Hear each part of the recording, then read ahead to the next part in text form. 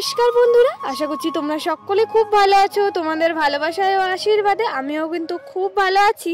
কোচবিহারের একটি ছোট্ট গ্রাম থেকে আমি রাখি তোমাদের সাথে প্রতিদিনের মতন আরেকটি নতুন ব্লগ ভিডিও নিয়ে চলে এসেছি। আজকের বারটি হলো শুক্রবার, এখন বাজে কিন্তু প্রায় 9টা কাছাকাছি। তো আজকে আমি 9টা থেকে আবারও ভিডিওটি শুরু করে দিলাম।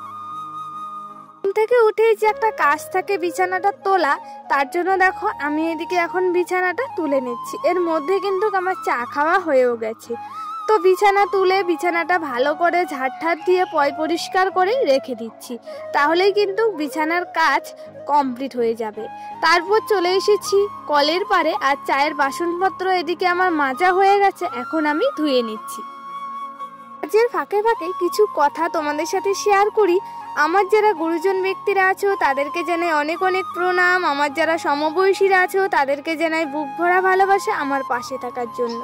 তোমরা পাশে থাকলে ঠিক আমি এগোতে পারবো, শুধুমাত্র তোমাদের ভালোবাসা ও আশীর্বাদের জন্য।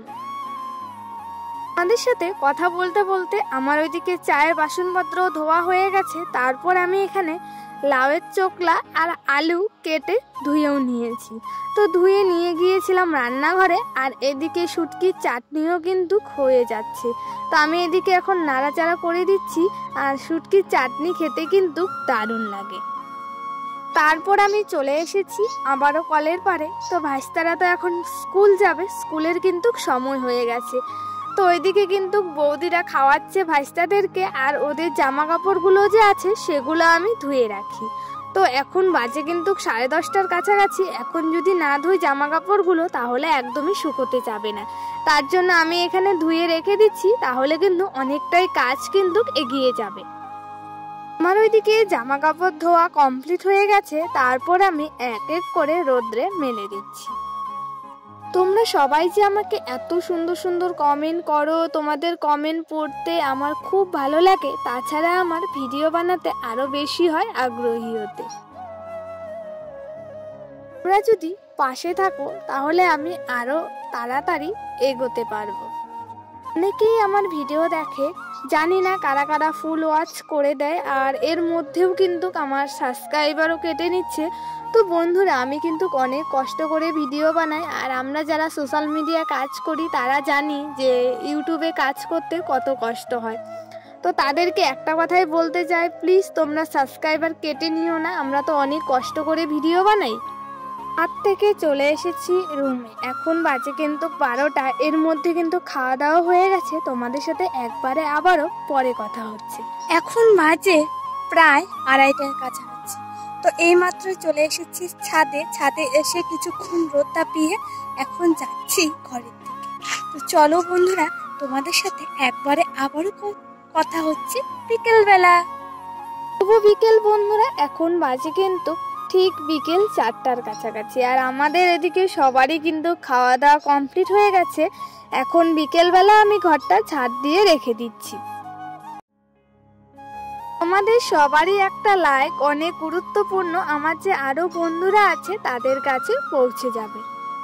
ভিডিওটি আমি শুট করেছি 7ই নভেম্বর, আর আমি 8ই নভেম্বর বিকেল 5টার মধ্যে ভিডিও আপলোড করব। যে যখনই সময় পাবে তখনই সময়ের মধ্যে দেখে নিও। আমার ওইদিকে ঘর ঝাড় দেওয়া হয়ে গেছে। তারপর ভাইস্তা আমাকে বলল, পিপি চলো রাস্তা ঘুরতে নিয়ে যাবে। তো ওর কথা তো আমি অমান্য করতে পারলাম না, তাই ওকে নিয়ে বেরিয়ে পড়লাম রাস্তা ঘোরার জন্য। দেখতে দেখতে বাড়ি যাওয়ার দিন কিন্তু সামনে চলেই এলো, আর 2 দিন আছে, তারপরই কিন্তু আমি চলে যাব বাড়িতে। সবার সাথে কিভাবে যে সময় কেটে যাচ্ছে বুঝতেই পারলাম। যাই হোক, ওইদিকে আমাদের রাস্তা ঘোরা কমপ্লিট হয়ে গেছে। এখন তো সন্ধ্যা হয়ে যাচ্ছে, তার জন্য যে বাইরে জামা কাপড়গুলো আছে সব আমি এক এক করে তুলে নিয়ে যাচ্ছি ঘরের দিকে। বাইরে থেকে অনেক কথাবার্তা হচ্ছে, তোমরা একটু মানিয়ে নিও। তো আমার ওইদিকে জামা কাপড় মেলা কিন্তু কমপ্লিট হয়ে গেছে, আর সন্ধ্যাবেলা সবাই টিভি দেখছে, তাই এই জায়গাটা আমাকে কিন্তু মিউট করে রাখা হচ্ছে। এখন বাজে কিন্তু 7টার কাছাকাছি। হঠাৎ করে শুনলাম যে কক্ষর সাপ কিন্তু উঠোনে চলে এসেছে। আর দেখো, এখানে সবাই মিলে আমরা পাহারা দিচ্ছি যে সাপটা যদি ঘরে ঢোকে তাহলে প্রচুর কিন্তু ক্ষতি হয়ে যাবে। তার জন্য দেখো আমরা সবাই এখানে বসে আছি আর সাপটাকে লক্ষ্য দিচ্ছি। সাপটা যে বস্তায় আছে সেখানে কিন্তু চুপটি করে লুকিয়ে আছে। গোখর সাপ কিন্তু মারাত্মক, এই সাপটা কিন্তু ভয়ানক, একবার কামড় দিলে কিন্তু কেউ কিন্তু বাঁচতে পারে না।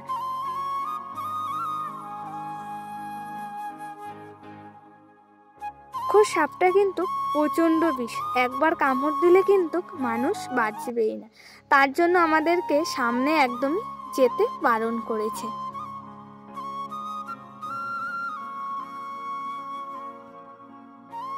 আমরা সবাই ভয়ে হতভম্ব হয়ে গেছি যে এত বড় সাপ যদি ঘরে ঢুকে তাহলে কিন্তু অনেক বিপদ হয়ে যাবে। তার জন্য দেখো সাপটা বাঁচার জন্য কেমন করছে। সবাই আমরা দাঁড়িয়ে দাঁড়িয়ে সাপটা দেখছি, আর এখানে দেখো সাপটা ঢুকিয়ে নিয়ে যাচ্ছে কিন্তু ওরা। তোমরা আমার কাছ থেকে কি ধরনের ভিডিও দেখতে চাও অবশ্যই কমেন্ট করে জানাবে। বাচ্চারা সাপ দেখে প্রচন্ড পরিমাণে কিন্তু ভয় পেয়ে গেছে। এখন বাজে রাত কিন্তু প্রায় 11টা। তো এখন আমরা লুডো খেলে নিচ্ছি। ওদিকে তো সাপ ধরা কমপ্লিট হয়ে গেছে, আমরা খাওয়া দাওয়া করে নিয়েছি। খাওয়া দাওয়া করে তারপর দেখো লুডো খেলতে বসে পড়েছি। দুদিন পরে তো চলে যাব বাড়িতে, তারপর তো আর লুডো খেলা হবে না, তাই আজকে লুডো খেলে নিচ্ছি।